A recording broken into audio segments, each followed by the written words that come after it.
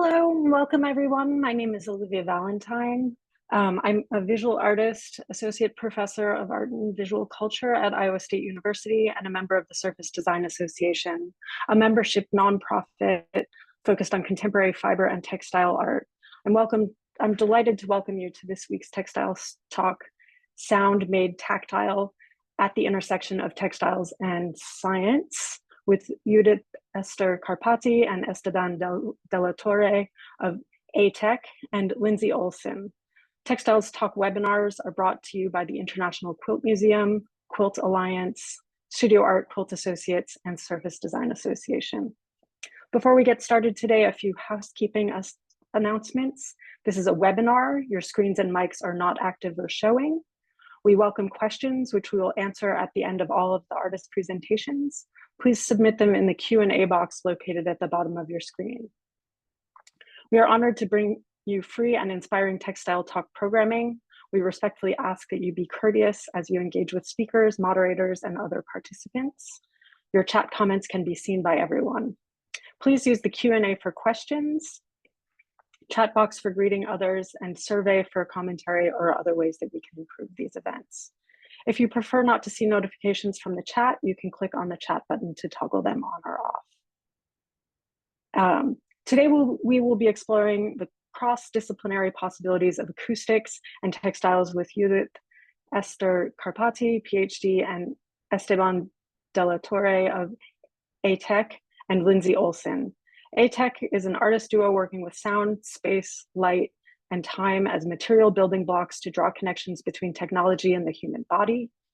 Lindsay Olson creates artworks inspired by science and technology and was the resident artist aboard the marine research vessel Endeavour. All three artists create innovative work that push the boundaries of textiles and offer new ways of understanding the connections between art and science. Our first presenters today are Judit Eszter Kárpáti and Esteban de Torre of EJTECH. Formed by Judit, a textile artist, and Esteban, a new media and sound artist, EJTECH is a polydisciplinary artist duo working with hyperphysical interfaces, programmable matter, and augmented textiles. Sound, space, light, and time as material building blocks are paramount elements in their shared practice. Their work has been presented in galleries, festivals, and exhibitions such as Japan Media Arts Festival, the Smithsonian's Hirshhorn Museum, Design Museum Holland, Ludwig Museum, and among others. They are currently researchers at the Material Research Hub of Moholy-Nagy University of Art and Design in Budapest, Hungary. Welcome to Judith and Esteban.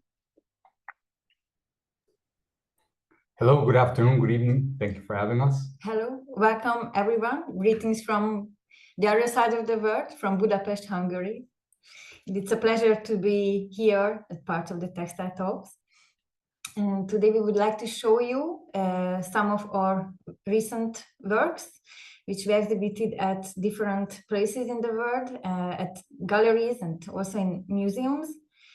And the first one that we would like to show to you, it's called the Dung Dakar Cloak. In which we are exploring soft interfaces for different sonic interactions. This is an interactive installation that combines digital jacquard weaving, sound synthesis, fractal geometry, mathematics, and also algorithmic thinking in order to unfold matter into the visual and also into the sonic domain. And those are augmented textiles that are hybrid in a way, and which can provide a rich multisensory experience. And it means that you can create haptic interactions with the jacquard woven interface with the fractal patterns that are sonified in real time via different soundscapes. And it was exhibited last year at the Hirshhorn Museum in Washington, D.C. during the Sound Scene Festival. And this is part of our research program at the Moholy-Nagy University of Art and Design, the Innovation Center of it. And you can also see it behind us. And also it was a great pleasure that it was included in the Surface Design Journal, Lasting Impression, last year, exhibition in print. And also it was a great pleasure that it landed on the cover. So it's really nice that now we can show it to you from Budapest. We have a short video around it. What interests us the most about creating soft interfaces is the interaction, or this alternative interaction that happens between the physical world and the digital world. This one is focused on sound synthesis. So.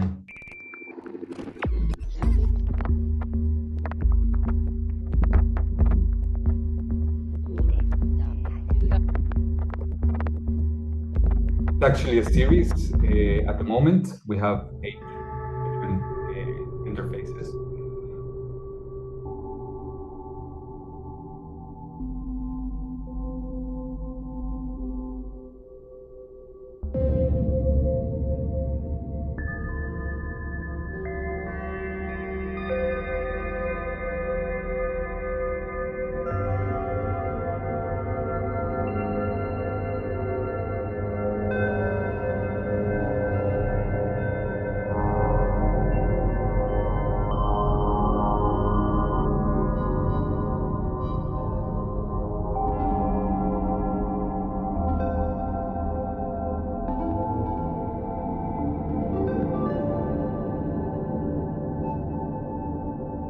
The textile reacts to different gestures and different haptic interactions, and we integrated special silver spun threads into the weaving, and that's how we augmented the structure of the textile itself. It is gesture sensitive, meaning that it matters how you interact with it. It is also proximity sensitive. So it's very intuitive to play with it to create sound. The next work we would like to show, it's called Feeler. This was also presented last year in Düsseldorf, Germany. The idea of this work is to sense the space. You can see these are like soft, large-scale antennas. They are sensing the electromagnetic fields happening in the space. These are ever-changing. While they're invisible, right now they are around us, around each and every one of us, because we're all using electronics. And the intent of this work was to make tangible or made audible this invisible landscape around us. The patterns that you can see in this color red and blue, it was generated by measuring the different qualities of this space, which was very interesting in terms that it's not a usual white cube type of gallery. And we translated the activity that happened in the space and translated into this kind of pattern. So we somehow visualized those happenings in the space and also made audible. That's what we are calling the tone of the space, and translated those invisible structures that happened in this very tall space between these two buildings and into this audible domain. And you can see on the white textile, those traces are actually the antennas. And it was a soundscape that was not pre-recorded. It was actually being generated during the months that this exhibition was open. We call this sort of sound drone or a hyperspectral drone, meaning that the drone itself was created from this electromagnetic elements happening in the space, in a landscape. It was a constantly changing and evolving soundscape because the exhibition lasted quite a long time, and all the happenings that, for example, how many people were in the space, or for example, when the lights were turned on or off, or also there was an elevator which has also an invisible electromagnetic field.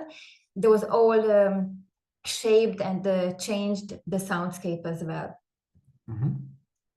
You can see it's a large scale antenna. So we were hanging this textile from pretty high up, over 10 meters. And yeah. We also brought to you some of our early experiments because we are, usually for us, it takes quite a long time and we are doing a lot of experiments through this trial and error process. It's kind of an iterative way of thinking. So sometimes an error, it's not really an error, but it can create new ways of solutions or possibilities that implement art installation. This one is in the topic of dynamic surfaces. So what you are seeing right now is a textile screen printed with heat reactive vents. So under the textile, there's a stainless steel thread, and the two motors are thread back and forth and throwing ephemeral traces surface of the textile. This was a really early experiment. Try to also not just visualize, but also make the patterns audible and sonify them. Yeah, sorry, because while the video was playing, they can't really hear your voice. So it's so we were. She was saying that this was an iteration. We're trial and error. Maybe you want to like sum it up really before I. And so those two are early experiments connected to dynamic surfaces, and those dynamic surfaces are created by screen printing or hand painting with thermoreactive inks, which reacts to heat. And under the textile structure, there was a moving stainless steel thread moved by two motors back and forth, and we basically created drawings and visualized the sound on the surface of the textile. And this the next one is showing how you can create more gesture-based kind of paint like traces or patterns onto the surface. Yes, we were very interested in how image creation happens. And this way of creating a painting rather than having a fixed grid on what to work with, but rather this is more like of a painting or of a brush. So I'm going to play the video now.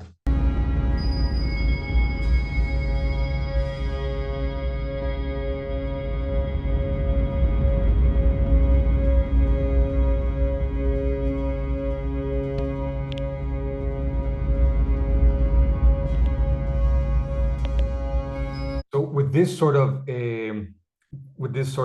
work, with this sort of iterations, we started to add electronics and sound into it.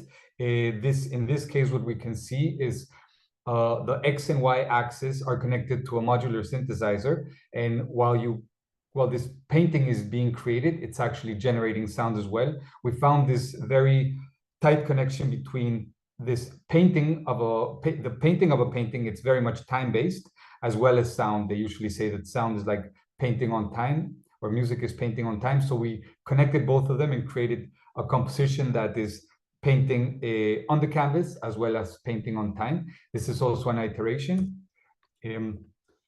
This is something that inspired us. It's a picture made in a single moment. No, it is built up piece by piece like a house, and the spectator is looking done in a single moment. And this is something that very much interested us, this way of approaching and looking at art, whether you can go back to it and see it again and again, this sort of slow way of looking at art. Yeah, this is.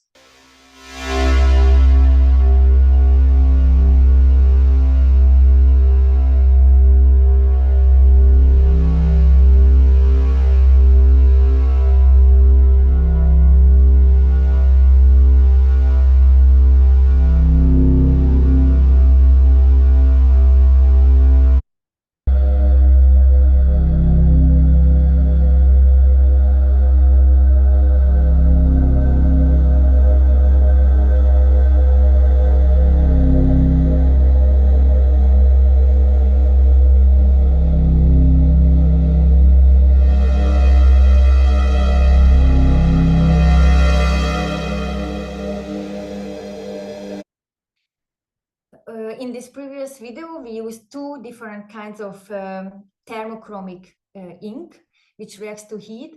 The blue one reacted on 50 degrees and the black one reacted on 30. That's why we drew the same image, but it looked totally different because of the temperature. And from those experiments, we created our next art installation called Xenoptics, enactment of neo-analog agencies.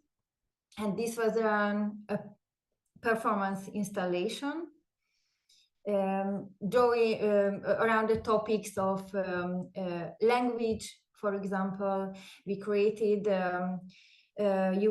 by those special inks, we created the language around this, and you can see a triptych, an altar piece. That's what how we are calling this piece. And behind the textile panels, there are three robots drawing different patterns onto the canvases, which were treated by those kind of heat reactive pigments.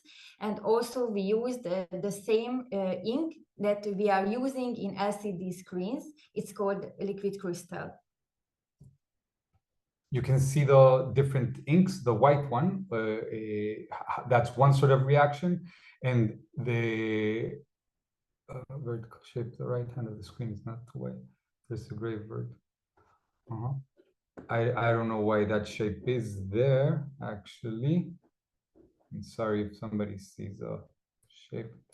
I don't know where it's from. I don't know. Okay. Oops.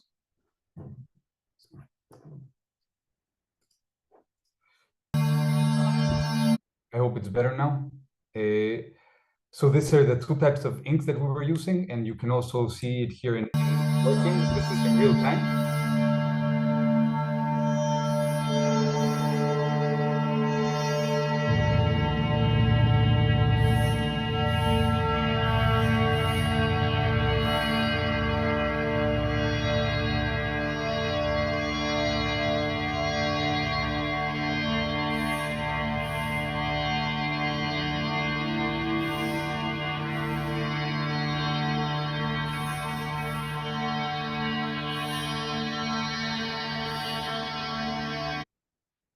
As the heat dissipates, you can see how the trace also changes and it disappears.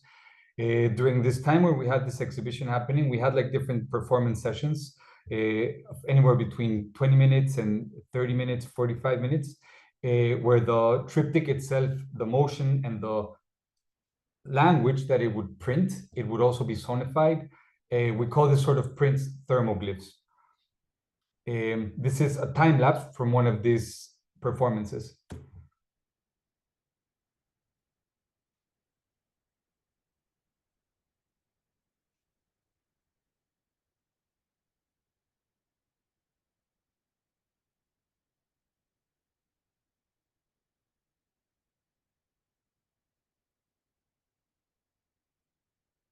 What? These are the thermoglyphs. These are, all of them have an intended symbolism that each person can figure out by themselves. This is called apophenia. Mm-hmm.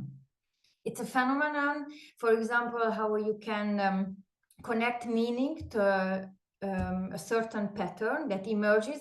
And in this case, it's a constantly emerging pattern series that are very ephemeral and always changing, and it's like a system, a dynamic system that is constantly alive, or a living system based on different principles, mathematical principles as well.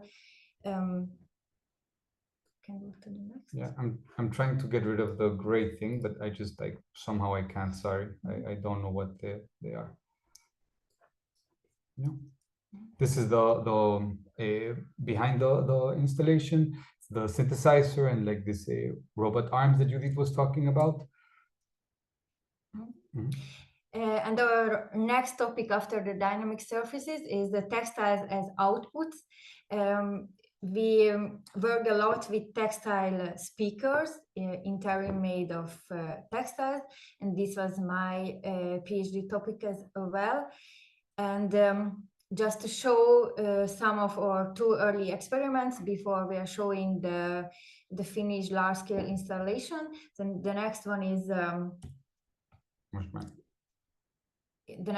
a high-fidelity textile speaker.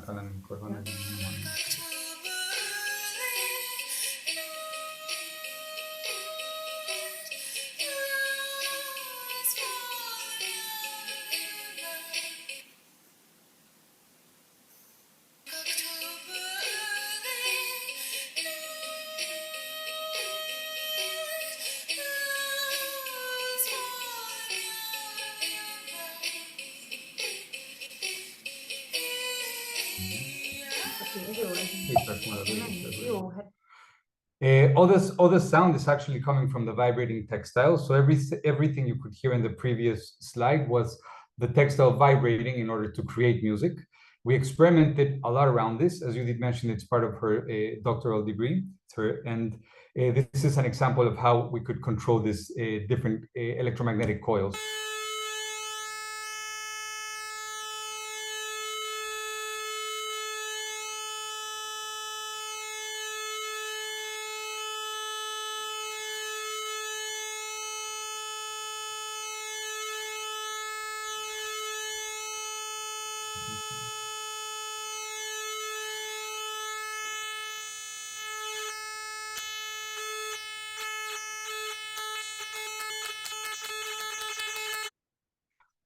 So with this sort of gained knowledge, with this long process of iteration, we started to work on creating large-scale installations. This is one of the first ones. It's face in, face out. The black textile on the table or laying down, it has 48 independent channels, while the white textile in the back has 5 independent channels. They can all vibrate in any frequency from 0.01 hertz to 20,000 hertz, meaning that when they vibrate, they're audible. The textiles were created by using a laser cut from a conductive textile, which is a galvanized textile, using silver, copper, and nickel. And the size of the shape, the spiral, and also the thickness of the lines does matter. And it was applied on a windproof fabric, in this case a white one, and in this case a black one. And under the textile, there are neodymium magnets, and those elements together create a soft textile speaker as an output. So it's based on the same principles as how a table or a normal speaker works. Here's a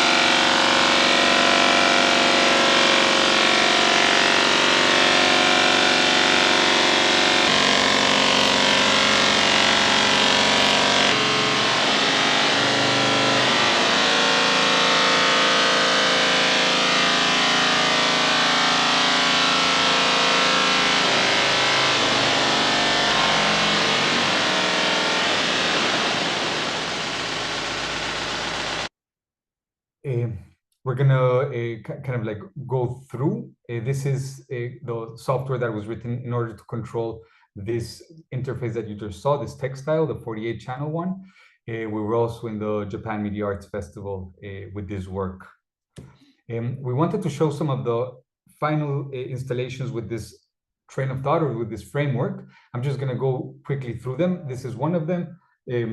this is the draping sound. You have the conch shell synthesizer in the center of the space, which allows you to control the soundscape happening. The white textiles are for sound creation, while the colored textiles are for motion. We would like to show you a motion video in a moment about it. So then you can kind of see how the higher frequencies, they manifest into sound, but the lower frequencies, they remain on the textile and allow it to dance or to come into motion. I'm just going to push through because I think we're like a little bit over our time. This is one of the LFO textiles, we call them. This textile is pushing a low frequency. It has 2 channels on each side. I mean, one channel on each side, meaning that it's a stereo textile. This space was filled with the other textiles creating sound. The centerpiece was specifically for motion, and we would like to show you how that looks like.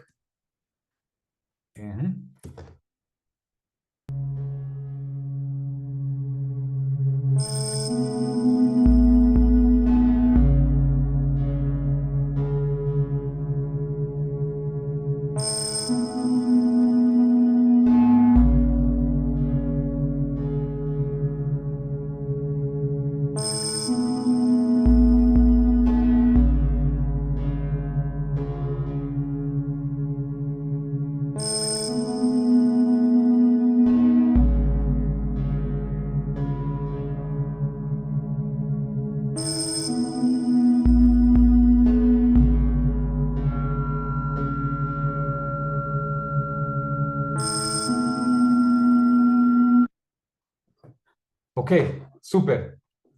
So this was us. Thank you very much.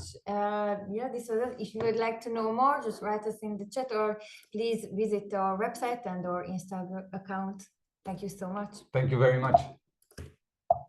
I'll stop sharing. We're back. Yes. I hope you could hear everything that we were saying. And afterwards we realized that when the video is up, then you can't hear what we're saying, but all right. Thank you very much. Yes. Thank you. Thank you so much to EJTECH for that amazing presentation. So much good sound and visuals. I really appreciated that. So our next presenter is Lindsay Olson. Lindsay's artistic practice grows out of an intense curiosity about the ways our society is supported by science and technology. She has worked as Fermi National Accelerator's first artist in residence, with the CMS experiment at CERN in Switzerland, with the MWRD, and with the Field Museum. Her work has been shown at the Shingote Museum, the Zhao Brothers Art Gallery, and the Field Museum, as well as the University of New Hampshire. She's a graduate of Columbia College, where she has also taught for 20 years. She uses her skills to create innovative textile art to connect viewers to scientific research and pushes the edge of expression with textile processes. Thank you very much, Olivia. I appreciate being with you here today for Textile Talk. For the last decade, I have been partnering with scientists and conservation groups to create art that tells the story about how scientific research supports our society. I use the artwork to communicate the elegant necessity and life-saving work of ecologists and scientists. After a conversation with ocean acoustician Dr. Judit Olson, I connected with an oceanographer who was looking for an artist to travel at sea for an ocean acoustics project. And I might add that in the interest of transparency, I should tell you that Dr. Olson is my son. He ended up being my collaborator for the active acoustics part of the project, and it was a gift for both of us. It was a really great experience. So as a result, I ended up on a muggy day in June 2018 on the RV Endeavor, and we were working with ocean scientists using sound to study marine ecology. And I was not only the artist in residence aboard, but I was part of the science crew, and I was learning and absorbing inspiration to create artwork that helps explain this young science. After 2.5 weeks at sea, the team pulled into our last study site off the coast of Virginia.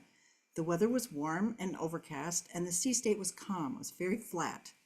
Dr. Mixus Olds, the principal investigator for our project, had just given the word to pop the lander.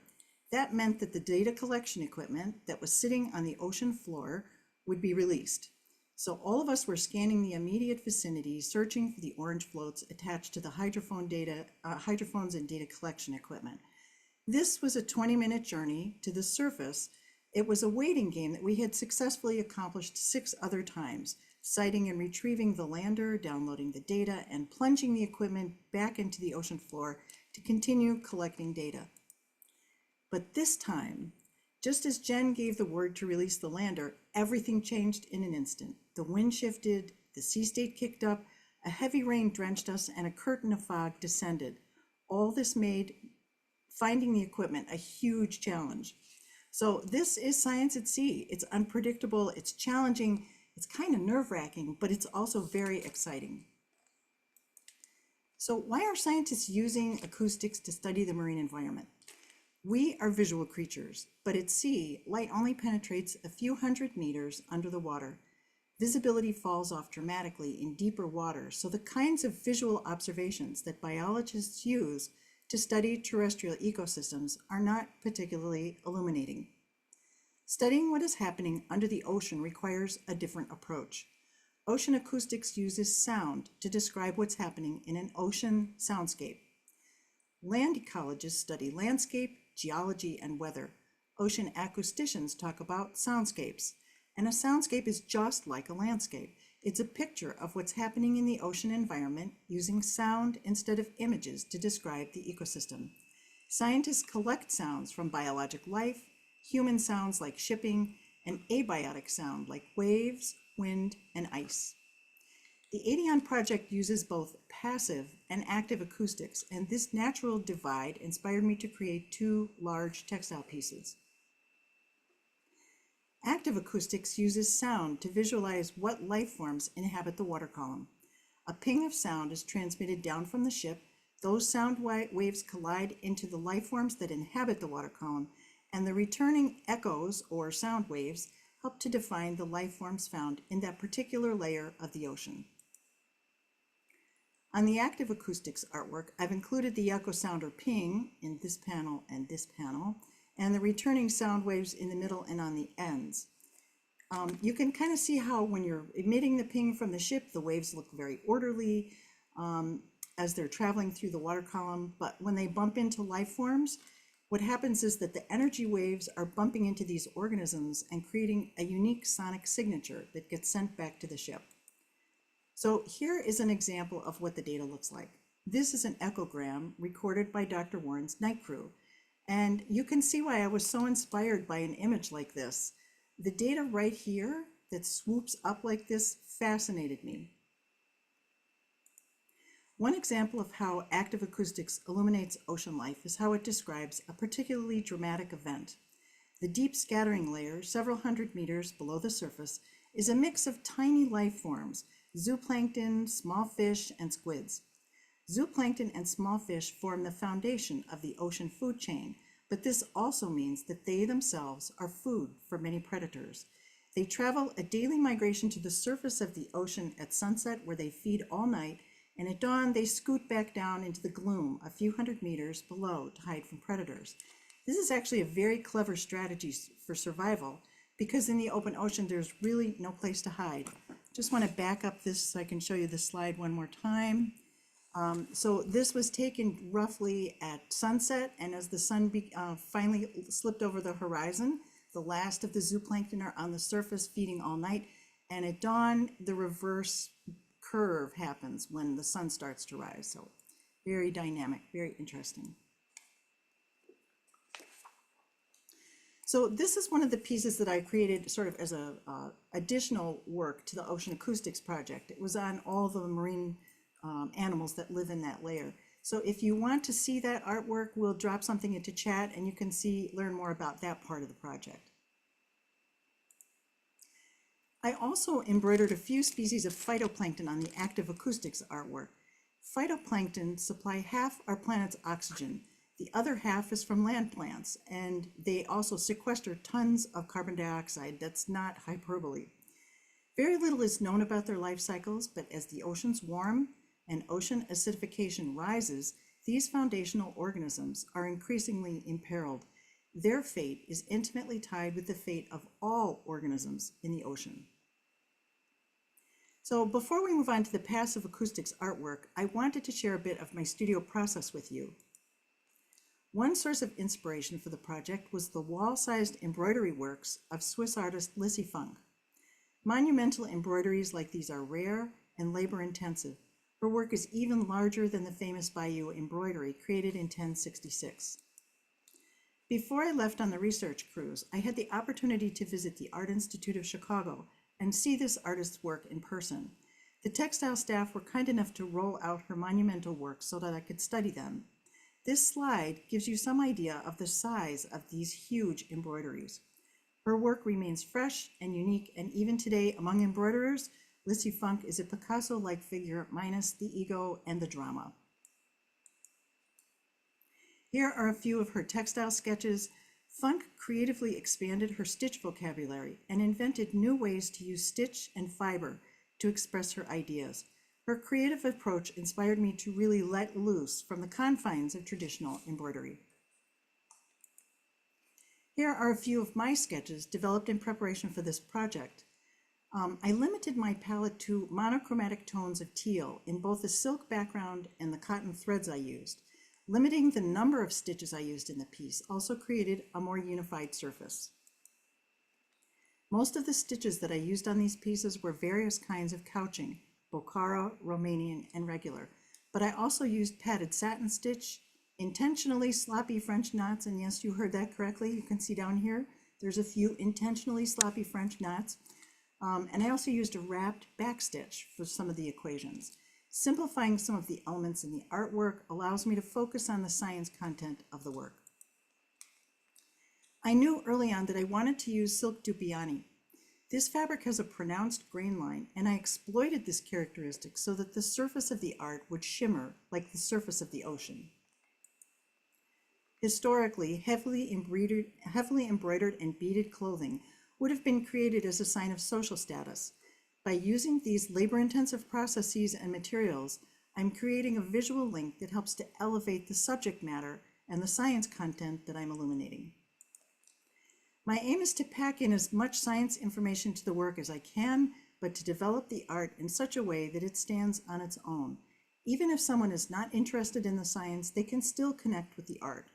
Some viewers might be curious about learning more science, but as a former science avoider myself, I want to meet each viewer respectfully where they are.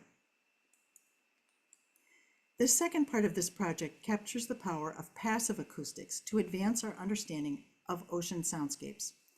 Because of limited visibility, marine mammals and fish are highly adapted at producing and perceiving sound in the ocean. Animals rely on sound for many purposes, such as navigation, maintaining social interactions, finding food, and attracting a mate. Passive acoustics uses underwater microphones called hydrophones to collect data.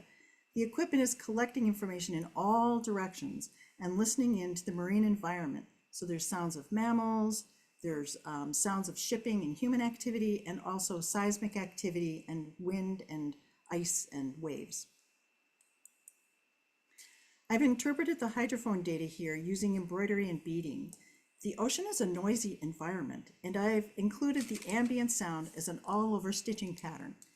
In the center of the artwork is a stand-in for the equipment that houses the hydrophones. If you look here, this is data collected from humpback whale sound. Here is a seismic event that's a little bit closer to the center. This is what the data looks like for shipping sounds. This data right here is kind of a mystery. This is still a very young science, so there's lots of room for discovery. Jen thought it was perhaps a school of fish, but again, that's for future researchers to parse.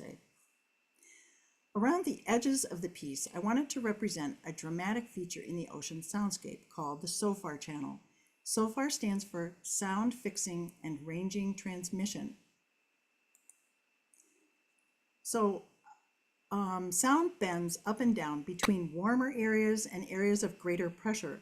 The SOFAR channel is a sonic sweet spot where the temperature and the pressure perfectly combine to create an ideal way for low frequency sound to travel. Marine mammals like humpback whales exploit the SOFAR channel to communicate across oceans. Their sound has been recorded traveling from Florida to Nova Scotia.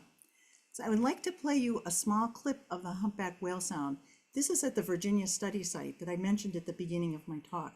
This is a very sonically rich site. So you're going to hear not only the humpback whales, but you're going to hear pops and clicks from dolphins and shipping sounds, all sorts of things.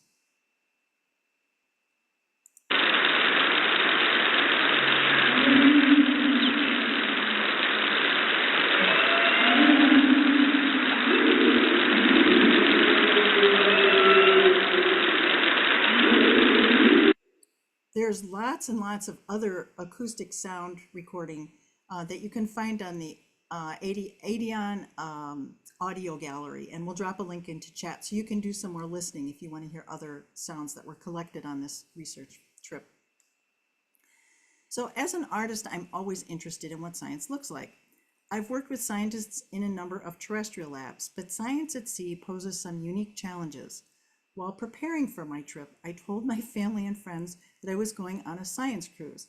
Some people, hearing the word science cruise, thought that at perhaps 5 p.m. in the afternoon, we might all be looking something like this. Well, not only was there no room for deck chairs, but we all worked 12-hour shifts around the clock, squeezing in as much data collection as we possibly could. It costs more than $50,000 a day to keep a scientific vessel afloat. Every moment of the research trip centers around science. You can see our quarters are functional, but they're not very luxurious, but luckily they were below the waterline, so it was quiet.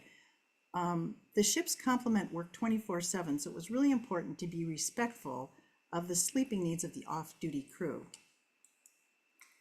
In the first few days of our trip, we were trained at various emergency procedures, and it was both unnerving and reassuring to learn about all this safety information at sea. These survival suits were affectionately called our Gumby suits. So science at sea poses some unique challenges. Heavy equipment is deployed and retrieved by cranes on a constantly rolling, heaving surface. Every member of our ship's complement needed to stay alert. And every time we stepped on the deck to accomplish a task, we needed to remember our safety training. We never forgot that the ocean is a hostile environment for humans.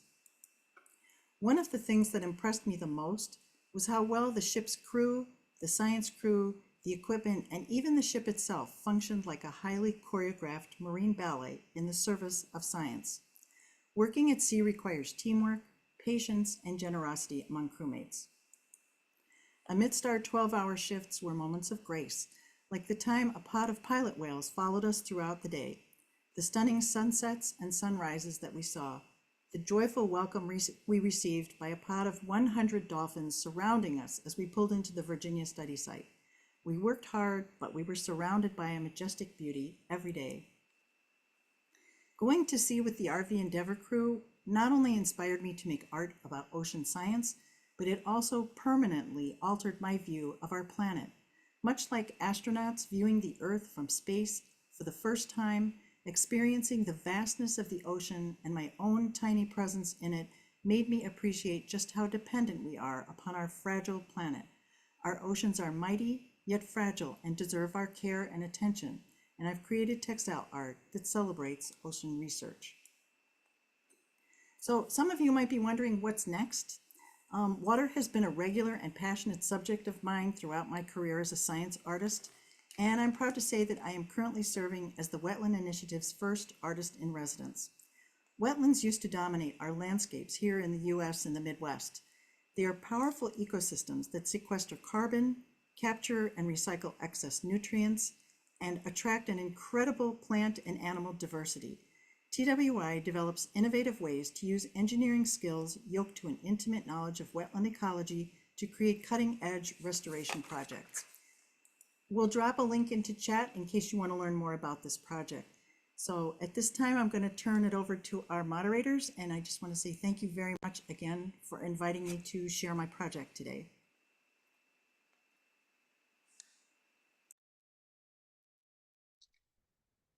Thank you so much, Lindsay. That was really an excellent presentation. So we have a few minutes now to go through some questions and also have a discussion about the presentations today. I know I also have a couple of my own questions. We've got, for folks who are interested in asking questions, you can put those in the Q&A. I know Esteban has, I think, gone through and answered a couple of those directly already. First, I actually have a couple of sort of maybe more general questions for each of you. For EJTECH, I was wondering, first of all, how the two of you came to your shared practice. And I ask this as an artist who also has a long-term collaboration across sound and textiles. So I'm just always curious about that. Mm-hmm. Yeah, I think it started with a project called Chromosonic. Judit introduced me to augmented textiles or to soft circuitry, and I was dumbfounded by how amazing this medium can be. In my case, this is how it started. Mm-hmm. Yeah, we know each other from the same university, the Mohall University, where I studied textile art and design, and Esteban studied media design and animation, and that's how we came together since like it happened almost 8 years ago. Okay, excellent. Thank you. I think also there were a number of questions about your installations. I was curious if you could talk maybe just a little bit more about how you approach sort of, the different spatial ideas and how you use your materials in that way, and that might cover, I think, a number of people's questions on that front. Something that I wanted to make clear is that the sound that you heard from the coils, it's actually coming from the textile. So these coils that you see on the textile are electromagnetic coils, or they're making the textile vibrate back and forth. It's also textile, so these are textile coils applied through heat to the textile, and then you input a voltage into them, and this is what makes them vibrate back and forth. It's the Faraday's law of induction, or this is how normal speakers actually work, but they work with like hard mechanics. In our case, we made everything soft, and it is a textile that creates or emits the sound. Each of the coils you could see in the pictures is an individual channel. I think this is something that maybe was not entirely clear. What was the question? Oh, I was asking, I guess, generally, like more broadly in your shared practice, how you approach, because you do have a lot of sort of spatial work that you make. You also use a lot of different materials, which I really appreciate. The speaker project that you were just talking about was really lovely. I love the way that it also visualized so clearly sort of what was happening with the sound. But how do you make decisions about your installations, and how do you approach your material choices?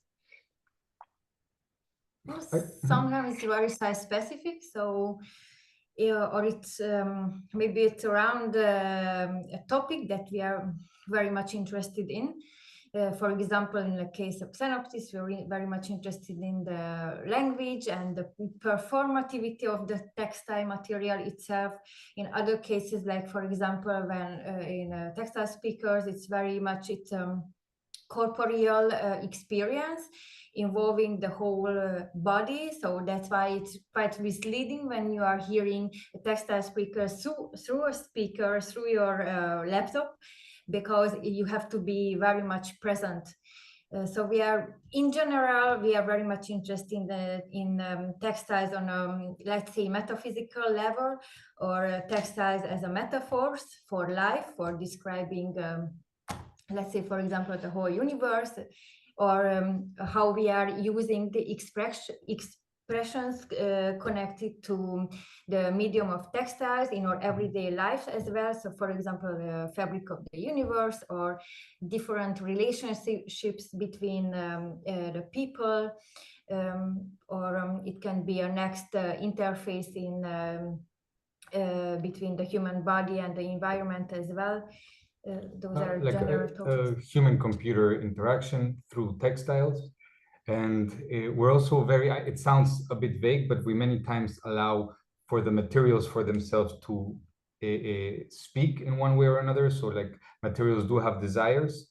And when we have a certain subject that we're working with, we start with a palette, or we start with a tool set of different ideas. And eventually some materials work better than others, and they seem evident to use in each installation. We like to approach this as a poetic science. So this poetical, lyrical side is very important to us. Mm-hmm. Yeah, there are also, I think there are a couple of questions about actually like the specifics of interacting with the textiles. Have you had any projects where the viewers are actually touching things, or has that been a part of it? And how are you approaching? I know sometimes you're using these I should know this, but the conductive threads, also conductive fabrics. Are there any other tactics that you're using as far as tactility and the audience is concerned? So that's many questions. I think we definitely want to. When we augment the textile, we embed the conductiveness into it. We don't ever create some sort of a Frankenstein textile in a way that sometimes, if it has like some harder materials, those don't belong to the textile. And this is why we like to keep our textiles entirely soft, our interfaces entirely, our circuitry, everything is just textile based. So yeah, like we do have a lot of work that is interactive with the audience, so the audience can touch, can feel, can really like grab a hold of it. For instance, like the one that we showed at Hirschhorn last year, the audience could interact with it fully, and each person can kind of like use it as an instrument. It is very it's explorative, so you have to like find where the sounds are. You have to see how you interact with it, and if you're playing it by yourself or you're playing it with somebody else, it is the way of kind of like diving back into sound through touch, through tactility, like the materiality of sound. And I think this is something that's in a time and age where, you know, it's very you can play a piano the wrong way. It's great that you can have an interface where you can interact with sound in a very, let's say, like intuitive where you can't really go wrong. Yeah. Excellent. Thank you. So Lindsay, I've got a couple of questions for you also. And then my question actually was, I was curious if you could just talk about how you got into working between textiles and science. Yeah, I was, like many artists, was a science and math avoider my whole academic career. And a bunch of years ago, I was interested in painting sort of idealized waterscapes. And my husband and I bought a canoe at the time. So we were canoeing down the Chicago Canal, and we ran into a SEPA station. And it's basically an engineered waterfall designed to add oxygen as part of the last tail end of the wastewater treatment project. But I didn't know that at the time. But finding out who built that expensive engineering structure in the middle of nowhere led me to the Metropolitan Water Reclamation District. And that is like the world's largest wastewater treatment plant. And somehow or another, I had it in my head that it would be more important to create art about the real story of water rather than these idealized landscapes. So that was the start of the whole thing. Oh, that's I love that description of it, and also that switch from sort of the ideal to the real seems really relevant, particularly as we get further and further into our climate situation. There's a question from Martha Heller who's asking what you're visualizing in your work at the Wetlands Residency. Well, for the Wetlands Initiative, I stumbled across a funerary object at the Metropolitan Museum of Art that was buried with King Tut.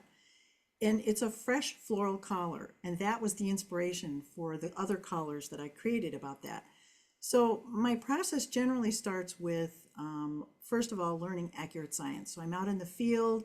I help to plant plugs. I help install water gauges. I fell in the mud. I had my muddy baptism. And I end up spending a lot of time talking to people who do the engineering and the science for the Wetlands Initiative. Then I go home and I think about cultural influences, color combinations, and what I'm responding to for color is the colors that I see in the field work. It's not as poppy as you would think. It's kind of on the quiet side. The colors are not, sometimes every once in a while the colors will pop a little bit, but mostly it was kind of a quieter set of colors. And then what I'm doing is I'm moving between the science and I'm moving between the art. So if I kind of get stuck on the science part, I go work on the art part. When I get stuck on the art part, I go working on the science part. But it's this back and forth between the science and the art, and also a sort of necessary component of creating science art for me is this feeling of discomfort and not knowing anything. So it's great that I don't know anything, because it's the effort to learn inspires me to make wider, deeper connections in the artwork. Excellent. Thank you so much, Lindsay. I think we're actually at the end of our time for today. So thank you so much to all of our presenters for these really wonderful presentations and excellent work. We also want to thank our sponsors. The recording will be available on YouTube in next week's on SDA's website. Next Wednesday's Textile Talk is Terry Walker, The Power of Political Messaging and Activist Quilts, hosted by Quilt Alliance. Thank you so much, and everybody have a wonderful day.